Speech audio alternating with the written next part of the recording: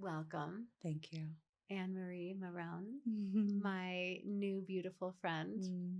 And I feel like we share space in our connection and the way that we have talked a few times and explored experiences. Yeah.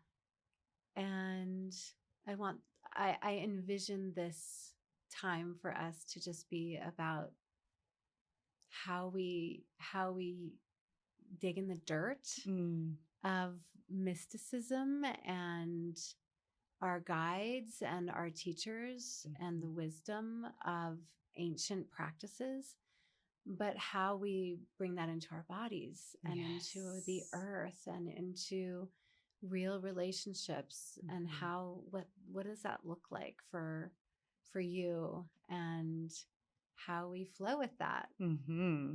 So I'm excited you're Juicy. here. I'm really happy to be here and to be diving into these topics. Yeah. Why don't we start a little podcasty? Okay. um, tell me who you are. Tell me what you do and how you do it because it's so similar. And so I'm Yeah. excited to see how you experience your work. Yeah.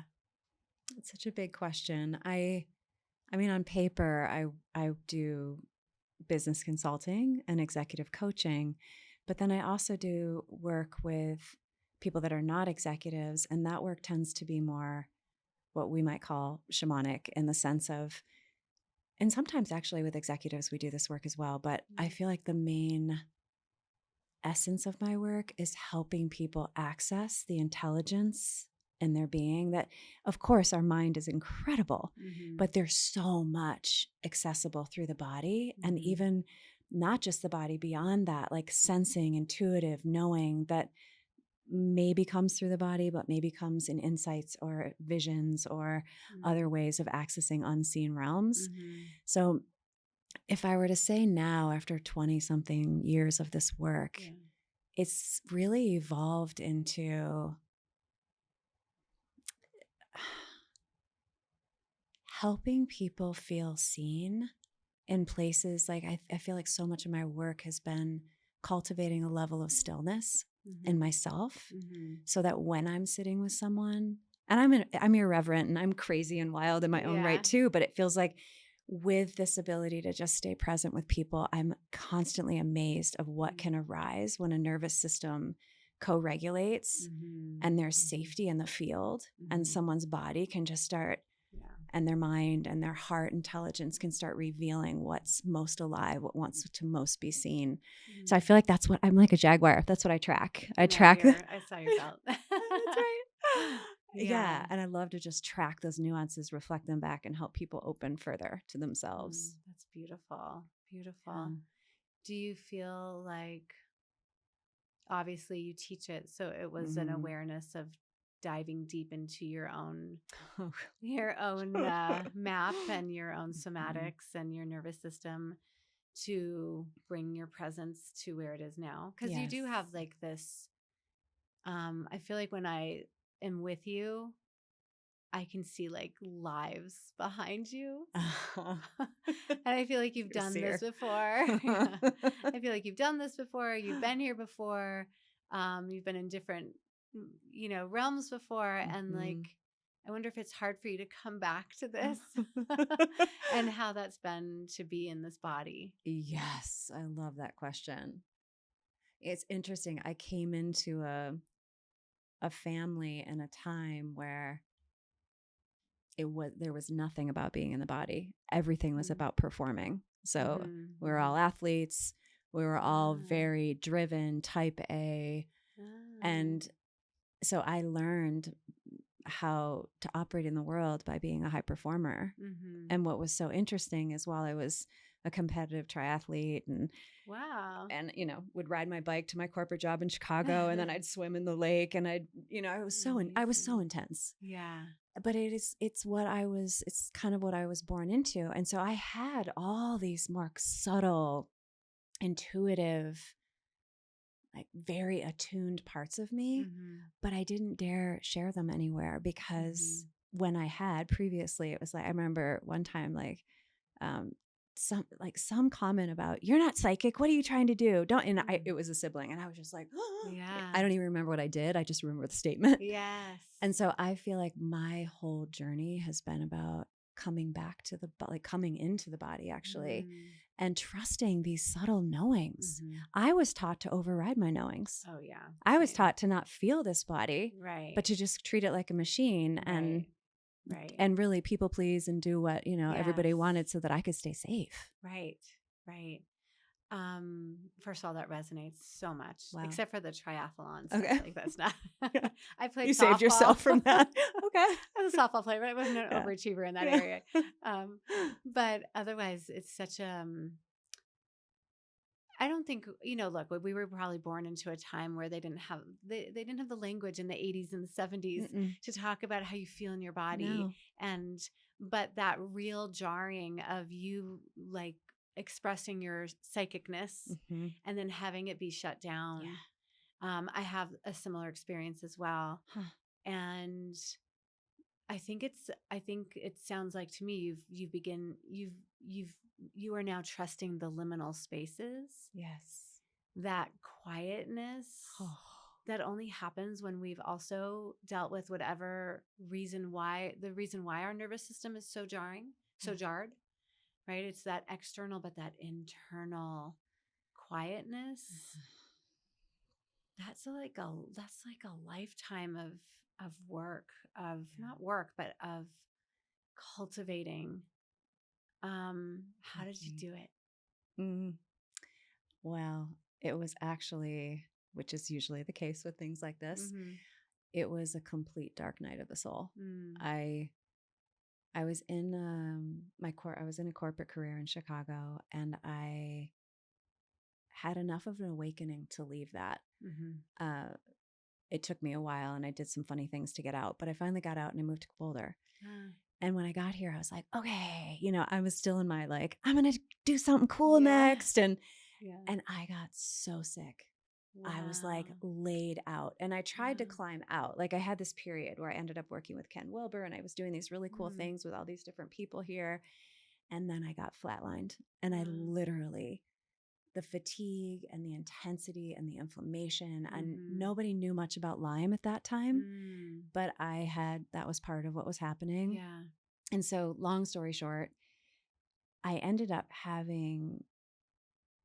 moving to Santa Cruz, to the mountains.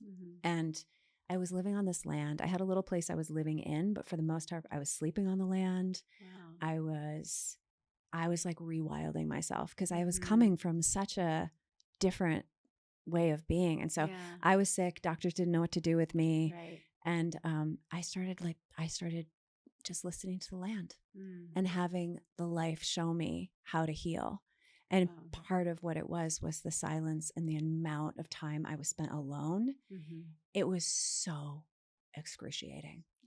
I was unraveling conditioning around needing to belong and feeling like I was getting left behind, and everybody was having babies, and everybody, it was like they're climbing the ladder, they're doing all these things, and I'm rotting on a hill. Right. And obviously it ended up being the most amazing thing because I could say more later, but it just took me in so deep to wrestle with all the ideas of who I really thought I was, and to watch myself try to rescaffold that, and to feel so inadequate because I wasn't that thing anymore. I couldn't go do those things physically, or I didn't have the brain power to create the way that I had. Right. Wow.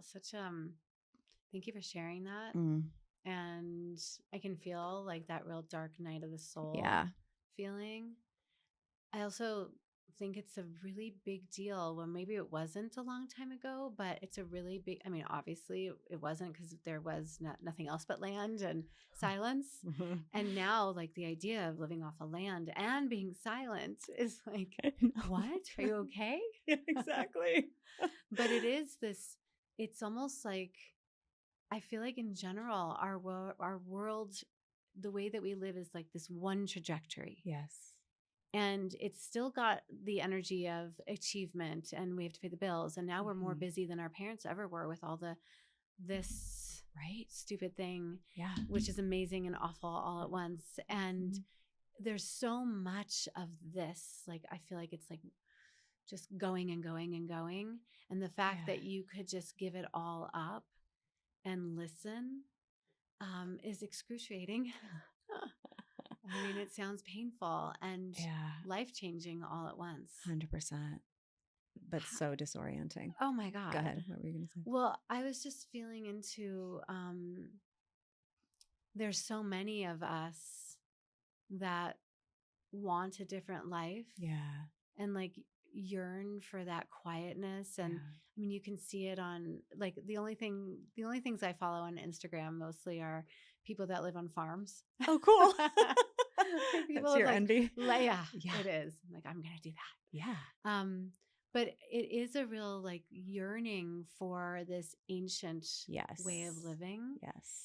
And I think we're coming into it a little bit more, along with this loud, boisterous stuff going on. I guess my thought is like, how do we do that? How do we say no to the mainstream and yes to like the inner voice? Yeah. It's hard sometimes. It really is. Yeah. Was there more you wanted to say on that? No, I'm curious what you think. Yeah. I mean, I think that, well, baseline is it's really hard. And when you get a taste of it, when you get a taste of what the silence can do, I think even though we get a taste of it, it still can be hard to make time for it and everything that you've just said. Yeah. And so what I'm finding now, this is many years later since that time in Santa Cruz, but that I have to make a daily practice to be with my breath. I mean, that's like a simple tool that I now work with where I have a breath practice every morning. Throughout the day, I'm kind of checking to see if my breath is deep, if it's shallow, because I really feel like all that noise can keep happening because it will, to your point.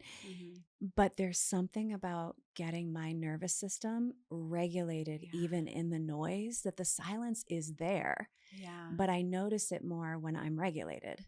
I feel more silent and still when my nervous system is regulated. And often it's not a mental thing. It more happens physiologically. And then my mindsets change. And so that's how I play with it right now, is like the noise is going to be the noise. Well, I do live in the mountains because I don't know, so I will say that I have that crutch. Yeah. But I do feel like there's that ebb and flow. And I wonder what comes up for you around that.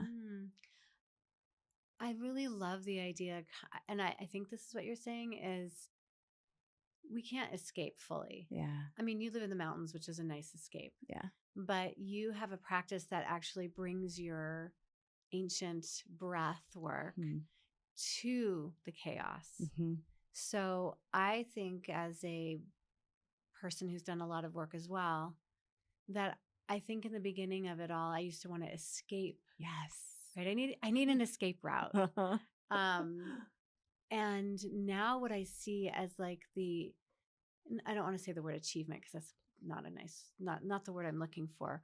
More of like agency and sovereignty or maybe peace inside is like, can I bring myself to complete chaos sometimes in the world or in my family, right? Yeah. Excuse me. Can I bring that in? And can we still be still? Can we hold ourselves like that? Do you think that's like a true sign of sovereignty? To be able to be still in the chaos? I do. And we both know it's not an easy thing. But I think even if you catch it for a moment, we start to build like this capacity to recognize that the chaos doesn't have to take over. And sometimes it will take over, and that's okay too. Like I was on a business trip recently, and there was an executive team, and we went out to dinner. And it was so loud in the restaurant. So number one, that blows me out. Yeah. And then I'm trying to listen to everybody and be really present, and they're talking over each other. That's blowing me out. Yeah. And then I could go on and on and on. Yeah. And I remember at one point it was, I was near like a heater, and I let myself start to feel the heat. Cause that's one of the first things to do nervous system wise. If you start to feel like you're freezing or is like, just notice the heat, whether that's your heart. And that really, like, that was my moment of stillness. Everything was going on, but I tuned into how the heat was sort of hitting my back, and I brought it in just closer, and I was like, okay, I could feel my system shift. Yeah. So just noticing like senses and things like that that we can draw on in the chaos. Oh, that's beautiful. Yeah. Beautiful. Sometimes I have a practice of being in a space like that or being in chaos. Yeah. And just kind of putting my hand on my belly. Nobody Love can it. see me. Yep. Right. And like parenting myself. Yes. It's okay, honey. Yes. Right. I've got you. But I love the idea of kind of focusing on something and then still being present. But you're like, okay, I'm tuning and also your brain, you give your brain something to do. Yeah. Right. That's exactly. beautiful. Yeah. Beautiful. I'm going to switch gears into this space that I really want to go into. Cool. I would love to talk about spirit and Yeah. how that affects the nervous, like the relationship to spirit, how it affects your nervous system, what that looks like. Mm-hmm. Like, tell me about your relationship with spirit. Wow. Let me feel into how I would respond to that.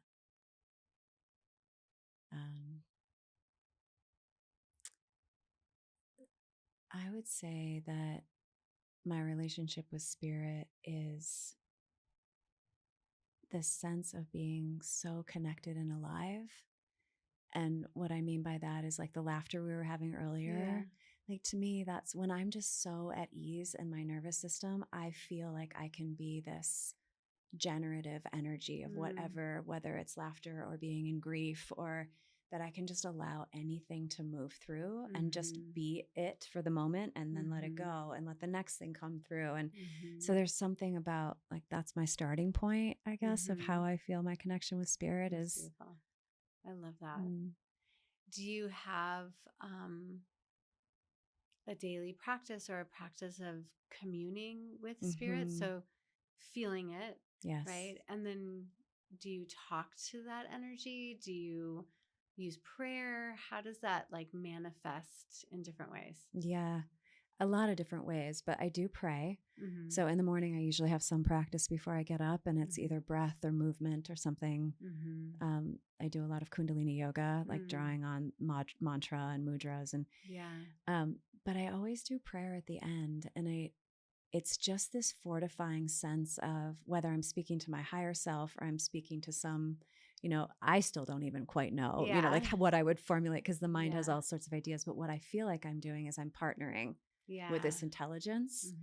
And it gives me a chance to be in a place of surrender. Like I can speak what's on my heart, and I literally can feel it being held in something larger.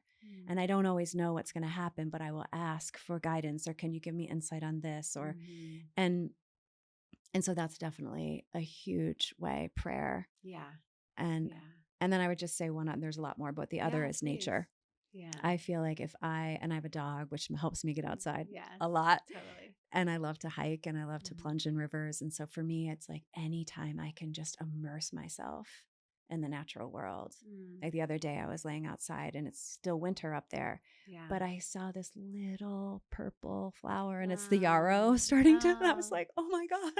And so that also, it's just this moment of like the magical beauty of nature. Do you feel like, well, I'll tell you, I was always embarrassed about this. Like, like when you said one of your family members said, you're not psychic, right? I always thought it was like normal to speak to animals and to look at little flowers popping up and saying, oh my God, that's amazing. Right? Like, to me, it's so childlike. I know. And I don't know if I have a question or just like to enjoy that space between us. I'm so with you on that. Yeah. I think we've lost that. Yeah. Or a lot. I mean, I you have it. You have it too. No, I do.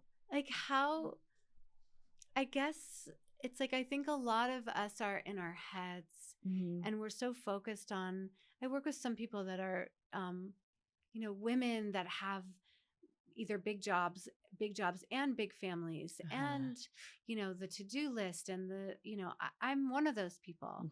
Right. And I think it's so important. It's like I want to pull them back into their silence and back into like the flowers are blooming. Yeah. Like, oh my God, look at the eagle flying. And isn't that like to me, those are messages. And do you ever teach that to people, or do you help them find that? Yeah. Actually, in corporate retreats, I'll have people go outside and do like a little walkabout and have them work with their awareness of like narrowing in on things and then opening. And it's amazing to have people come back and to feel the spirit of what comes through their voice, because they've touched into a ladybug or something. And it's like the simplest things are so profound, but we live in such a complex world. It's often like the next stimulating thing and the next adrenaline thing. And there's nothing wrong with that. Right. But I think in that, there's often the missing of this like, and your voice even brought it in, just like this childlike wonder. Just a little ladybug. Yes, exactly. Yeah. I love that, especially around corporate people. Like, I think it's so amazing to bring them to that place where they can go see a little bird on a tree stump and feel like that's magic. Exactly. A rabbi that wrote a book, Gershon Winkler, he wrote a book called Magic in the Ordinary. And it's mind blowing to me, because that's really what this ancient wisdom is. Yes. Right? Like, our ancestors were just living moment to moment, using the birds and and nature as signs and navigational systems and codes to survive and to live and to eat. And I guess, like, what are your thoughts on that? Because I think it's so important to return, and also to the child within. Yes. Like, it's just so important. It is. And is the question, like, how do we keep cultivating that? Or I guess so. Or like, how do you work with somebody who is so much in their brain and their mind? Yeah. I'm just thinking of an example, actually, when you bring that up, where I was with a leader and we were doing some strategic planning, and we had all these, Post-its and stuff on the wall, and we were just getting stuck. And finally I was like, let's sit down, close your eyes. And I just asked him to go in and start feeling. And I was just trusting what was coming through. And I was allowing myself to say whatever words were coming through. And at one point, I don't remember what I asked him, but he's like, whoa, I'm looking out the eyes of an eagle right now. Wow. And I was like, great, tell me more. Yeah. And so we just like went through this journey, and this eagle was giving him so much information about how he was leading and how he was like not paying attention to some of the smaller things. And he came out of that. He named the eagle. It became a huge part of our work together. Yeah. And so I feel like there's definitely specific things we can do, but there's also just holding room to pause and slow things down when the mind would want to do its normal thing, and just invite something different. Like, hey, let's close our eyes for a minute, or let's tune into it. Is there something else, another way that we could be exploring? Yeah. That's amazing. In that's that context. Amazing story. Yeah, it was really sweet. I mean, he still talks about it to this day, incredible. And it's really amazing. And he was like, what is this? Then he did what I did as a kid. He's like, what is this? Like, this is this weird? And I was like, no, this is so trustworthy. Right. Like, however we want to name it, because the brain wants to then go, well, does this mean I'm tapping into one as this part of me? Right. It's like, we don't really know, but did you feel the wisdom of this essence, this presence? He's like, yeah, it was different than me. It's like, well, maybe that's all we need to know. That's amazing. And he can call on it anytime now, and it's a different energy, a different voice that gives him guidance. Do you feel like those are touchstones? Yeah, I do. Yeah, it's like having those quiet experiences gives you like, okay, this is my touchstone. Yes. When I get swirly. Yeah. Right. And I come back to this. Yes. Yeah. Do you ever have guides or animal guides that you work with as touchstones? I do. Can you tell me more? Well, I've brought up the jaguar earlier. Some years ago, I was in a medicine journey, and I literally turned in to this Black Jaguar. Yeah. I mean, this was like 20 years ago. And it was so clear that it was my guardian. Wow. And she's so fierce, so gentle. And at first I questioned it because of my history. I was like, I'm just making this up. I think it's really normal for people in the beginning. Yeah. Like, I'm making this up. Can I trust this? But she made it very clear that she was like, she'll curl around my back and just like let me rest back into her. And it's still to this day, I lean on her, or when I'm doing any kind of holding space for someone's journey, a client's journey or anything, I always call her in at all the directions and above and below me. And I literally can feel her the feel. Yes. And this like grounding nature of her energy. So that's amazing. Isn't she on she's your one website of many too? Yes. Yes. I mean, you do have Jaguar energy. Yeah. It's like quiet, but then I could feel both. Yeah, totally. That's amazing. Yeah. So do you ever receive guidance from her, or is it more of a presence? I receive guidance from others. She is like this grounding presence. She doesn't have as much to say. Yeah. She's kind of like, I would say from a human perspective, a secure attachment. Yeah. Where she's like, I'm never going anywhere and I've got your back. That's amazing. And I'm paying attention to everything that's going around you. And if there's something coming up, I'm going to let you know. That's amazing. And she has certain ways, like I'll feel like a tail swap and I'm like, oh, that's her getting my attention. Oh, I just love what you're saying. I just want to go move more into it. Yeah. I want to talk about some of your other guides if we can. But first of all, when you're talking, I feel like the word self-trust. You know, we talk a lot about self-trust in the healing world. Yeah. And I just was talking to Kyle about self-trust. Oh, right. His book. Yeah. And I really feel like when you're talking about the Jaguar, you know, it's not like you're trusting your sister or you're trusting your mom or you're even trusting yourself necessarily, but you've cultivated this silent practice where you've gone in and you in the liminal space, there's an energy of Jaguar that seems to have helped you complete yourself or build that muscle inside of you. That isn't about doing and I know you've done deep emotional work and I know you've done all these things, but when you're talking, it's so magical.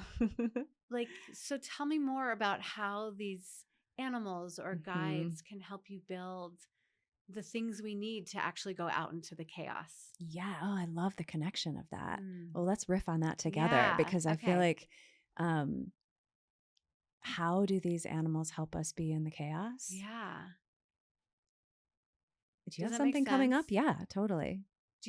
So I just keep thinking like, there's so much out there in psychology or even the healing world about how to build that trust in yourself, how to know yourself, how to sovereignty, agency. Yeah. And here's step one, and you do your emotional work and you do all this work. Work. And you just told me about the most amazing experience of this beautiful Jaguar that like wraps herself around you. And you're like, I'm good. And I didn't hear about you falling on the ground in your emotional work. I'm sure you've done that. But in this, what you were saying to me, it was like the space beyond the spaces, you can call it the quantum or the God space or the liminal space, seems to have provided you and me, right? Have provided us with a sense of security. Yeah. Like, do you feel that way? I do, but I have not always had that. Yeah. I mean, same. I have known just feeling completely exiled and without ground and without feeling like, is there anything in this world that's safe? Like everything seems so volatile and people, everything. So yes, it is pretty profound to have these allies who bring a sense of safety and presence. And I would say, and this may not answer your question, so we can try another round of it, but I also feel like she shows me the darkness. Like she helps me to see it, but it's not scary. It's like, yes, because as I move into the darkness, the light gets to illuminate. That's why I love the word guru. It's like the light that comes through the dark. Yes. And then that incredible opening that can happen in our heart when we see something that we've been doing that's kind of like a darker, protective, defensive pattern, and we can bring kindness to it. It's like, well, of course I do that. Like I learned that. So she's really good at that too. I know that's not where you were going. No, so but I love that. I'm so grateful for that. Like the kind of That's compassion that lets the darkness not actually be scary. Yeah. I just love the idea. I mean, and I know just from studying like the jaguar, she does illuminate the darkness. Yeah. She's like, here, try this. Look at Yeah. this. Let's find this. Uh-huh. Let's go down into this. Right. And she's a tracker. She is. And I think that part of what we started talking about is like, how do we get through this chaos? Yeah. How do we get through the chaos of life? How do we hear the voice of ancient wisdom, spirit, the jaguar, whatever you use to get through it? And what you just brought in, which I love, is, well, yeah, she shows me the darkness. And then she's like, here it is. And don't be scared. Yeah. And I think that I'm curious what your thoughts are. Sometimes this chaos is caused by fear of the dark.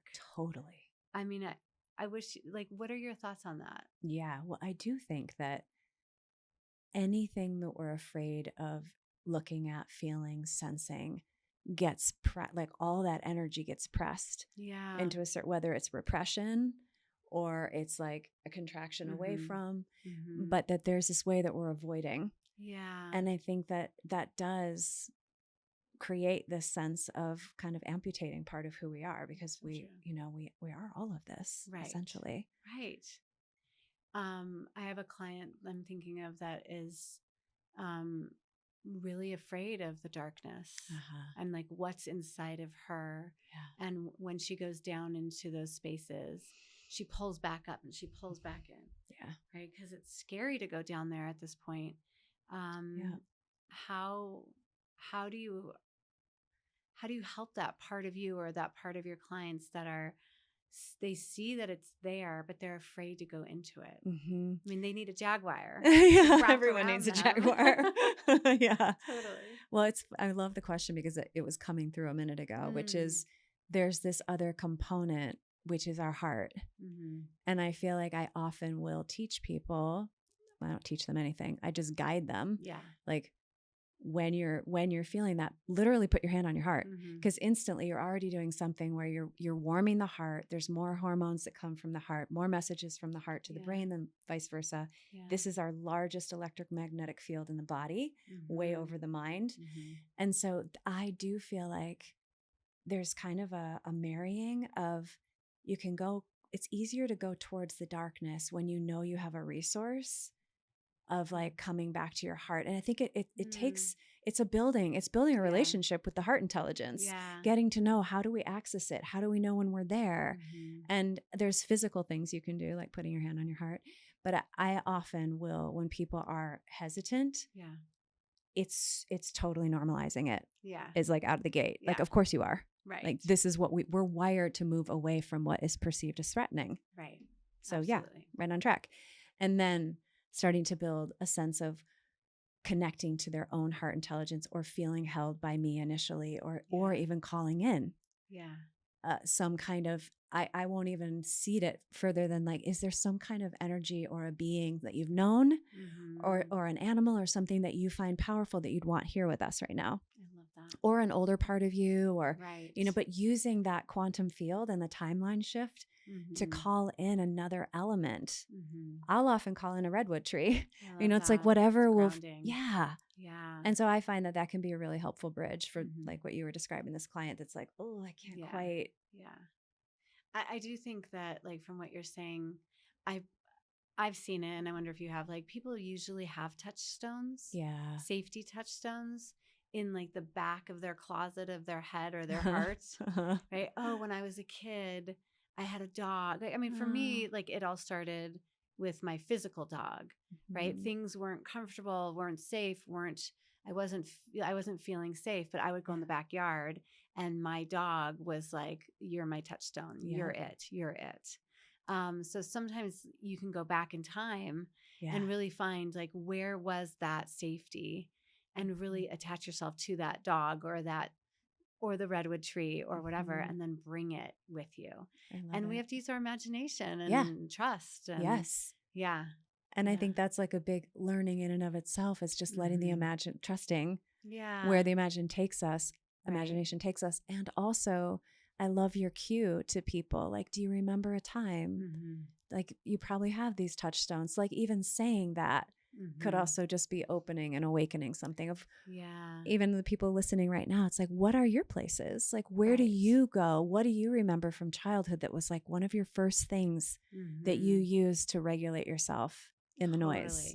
Was it a sport? Was it an animal? Was it a person? What was the thing? Also, as you're saying that, also, like, how did you access your heart, right? When you were a kid, like, is there a moment when you were more soul than body? When you remember being, I mean, when I look at you, I think of more soul than body. Like, that is your energy, right? Is like, yeah, you live in the body, you've had hard things, but you've cultivated enough awareness to me, like, I always talk about soul leading the body, soul first. Yeah. You're the type of person that feels to me energetically like you allow soul to lead first, and the body follows, and then the mind. Okay, I was going way back here. Love this. The idea of just being a kid, of like, when were you soul first? I feel like, first of all, I'll ask you, do you remember?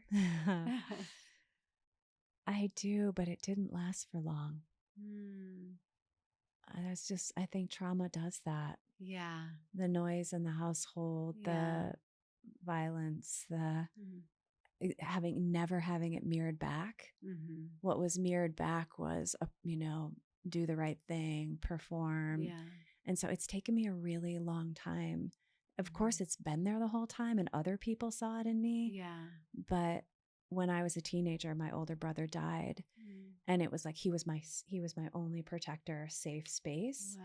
And my lights just went out. Man, I was like, I was probably just in a I'm just like surviving. And that felt so important, because I feel like later in life, I was able to reconnect with his light and then like start to rekindle the soul.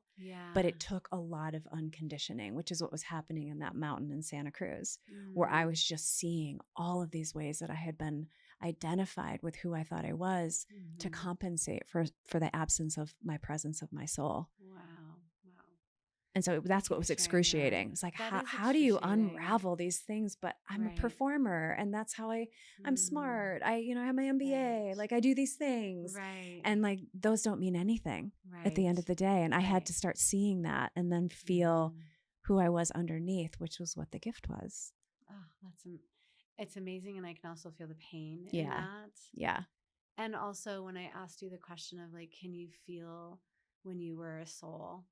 And you said it was fleeting, right? It was a short-lived. As a kid. And that's hard. Yeah. I mean, some people have like clear chunks of time, or 10 years or 8 years. Right. And it sounds like, and I know you're not alone, where you have like a window. A very small one. Yeah. Yeah. And it still makes me wonder or feel into the fact that like that little window is like a little seed. Yeah. Right? That like landed you right here with me, surrounded by your Jaguar, which I can feel, right? like amazing how difficult and hard, and how many lights had to go out. Yeah. Unfortunately, sadly, for you to end up helping other people find, to turn that light back on. Yeah, so well said. And so hard. So hard. But I think that's, they talk about Chiron in astrology, the wounded healer. And I think that that's so true, that there is something, at least in my life, every initiation, every dark night of the soul, and there hasn't just been one. Yeah, of course. They have all been this journey of reclaiming, like to feel the darkness and to feel so cut off. Yeah. Like I know other people feel this way, but I felt as a teenager, I was like, I'm out of here. After my brother died, I was like, I'm out of here. How do I get out of here? Yeah. And to have that despair about being here, but then have those moments where soul comes in and you just feel that aliveness. And I do feel like it's been such a journey. And now where I am at this age and this time in my life, all this is fruition. Yeah. Like now I don't see it any other way than what a badass it is in each one of us when we can meet the darkness and come out and come through, even if it's not graceful. It's not supposed to be. Right. But just the resiliency of going into these dark places and then coming out the other side. It's life-changing. It's magical. Know. It really, I mean, to me, that is like such an epic experience that an empowering thing. It sucks when you're in it. Oh, yeah. I mean, it's like crawling on the floor without dirt, without water in the desert. Yes. Repenting makes me think of that totally, poem. Totally. Yeah.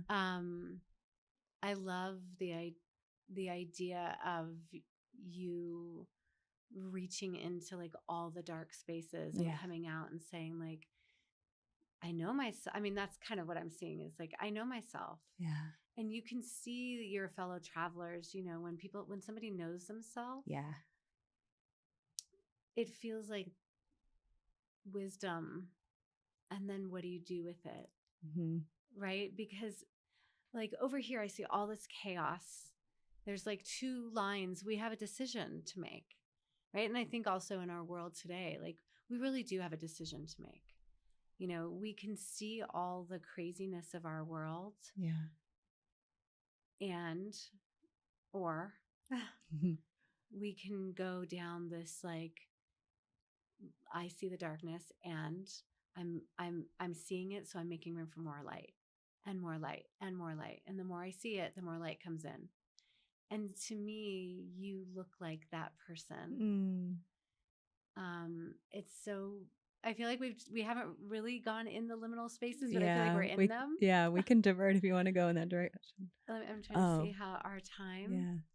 Let's go in for a second, for a few minutes. Yeah. I would love to go in with and I would love to know if you would like to go in with me with an intention.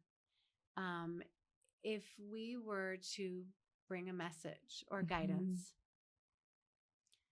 on how to expand that liminal space, that space between the space, how to connect to the jaguar within, the energy of the divine, whatever people want to call it. Do you have anything to add to that if we go in together? No, I think that's a great frame. Okay. Yeah. Okay. Do you want to close your eyes? How sure, would you like let's to do that. We've never done this together. No, this is fun. Okay. So I'm going to kind of open it to you to just start feeling in and just kind of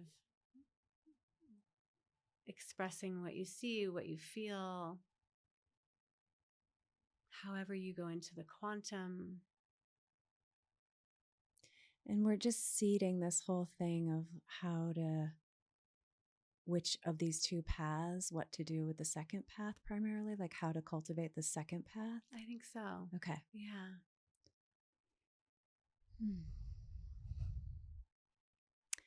The first thing that comes up for me is to have the awareness that the mind is so strong that it's going to want to pull us into fixing and figuring out and making meaning. And all of that is so beautiful. But I think being aware of when that's a distraction from making room to just be quiet. And that doesn't have to look like closing our eyes in meditation. That can look like staring out and watching a bird, or feeling the warmth of this cup in our hand, or hugging a person or a dog and feeling the aliveness of the connection. But that don't let the mind, and this is true for me, like don't let the mind fool you. There's always going to be a fire to put out. There's always going to be anxious energy that runs through our system because we're surrounded by chaos. We're surrounded by these dark forces that are at play. And yet we have this opportunity to have so much agency about where we place our attention. And that if we have the desire to know who we really are, that there is such a depth and feeling our body, getting in hot water, getting in cold water, laughing, letting this other parts of our aliveness start to guide us. But it needs to be prioritized. And so we probably have to make some structure around it. Yes. So I'll pass it over to you. That's beautiful. Beautiful. I love what you're saying and what you're feeling into. And when you were talking, it brought a couple things up. So I'll kind of piggyback here. Great. This morning, I walk the dogs out into like a field. And my older dog, he likes to walk, but he'd prefer to like sit and watch things. Yeah. And, I had to go back, I had to work. And I was like, fuck it. And he sat down on one side and my puppy actually chilled enough to sit down on the other. And I felt, and they both like their heart like rubbed. Oh. And it was like the most magical feeling to feel my older dog Sky, to just feel, he always leans up against me and then he shows me where I'm supposed to pet him. And there was this deep connection and it was the most magical, eternal feeling. And I said to him, you feel this feeling, boy? This feeling makes me teary. Me too. I don't even know what you're going to say. I said, no matter what happens to your body or mine, this will never, ever end. And we'll always, always be together. And it makes me teary because I don't ever want to lose his body. Of course. But it was like and I said, show me a sign that, because he's kind of stoic. And I said, show me a sign that you can feel that. And he just like melted into my body even more. And that was his very subtle, it's like it was like if I had breathed differently, I would have missed it. Wow. And it was just this like, I see you, I get you. And that experience was in the middle of a neighborhood. There were cars passing us and we were kind of looking out into the field, but there were like cars on the street and I was like, I just don't care. And so what I feel from what you're saying is there's a moment where we have to practice the art of serenity and quiet in the middle of a dog walk. Yeah. In the middle of getting ready for work, in the middle of our chaos. Can we remember that the heart is the most important? And there's a saying in Kabbalah that says, God wants your heart. And that's what I'm feeling so much is that we're put here in this school, this earthly school, and we have all these crazy things that happen to us. And it's like, oh, it's so simple. Like God just wants the heart. And like my dog just wants my heart. He just wants me to cry. He wants to like your Jaguar, he just wants to like lay up against my body. And that's eternal. And then it never dies and it never goes out. And there's a light within us that never dies. And all the dark stuff is just part of our story. And it's not who we are. So beautiful. Yeah. Just want to breathe in and see if there's anything else coming up for you. I do. I feel the power of you moving slow enough to recognize Sky wanted to stop and to not try to have another agenda and just to like lean into that leadership. Yeah. And then let the experience unfold. Even though you had to get home, you made room. And then that subtle moment where it was like you could feel him respond to you with a heavier lean and how you almost could have missed it.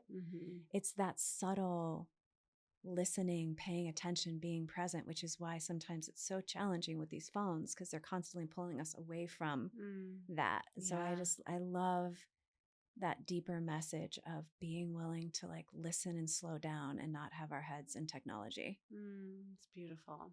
Beautiful.